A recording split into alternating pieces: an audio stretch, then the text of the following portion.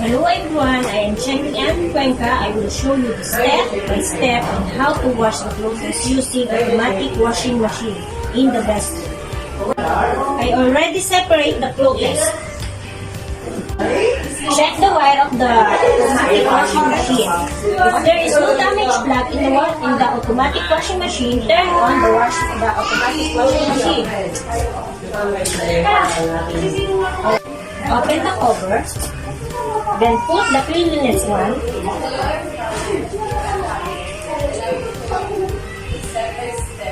Add detergent powder. Where are those materials? Before I start, Conditioner.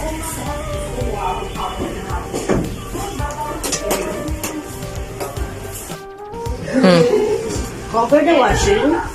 Press power. Then select program. Then water label.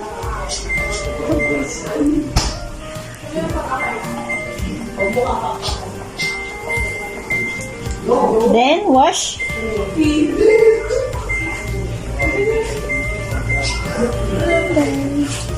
Rinse.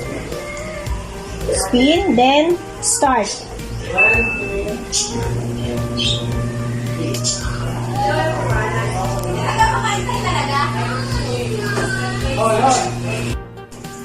Then we will wait for a minute to finish the washing machine.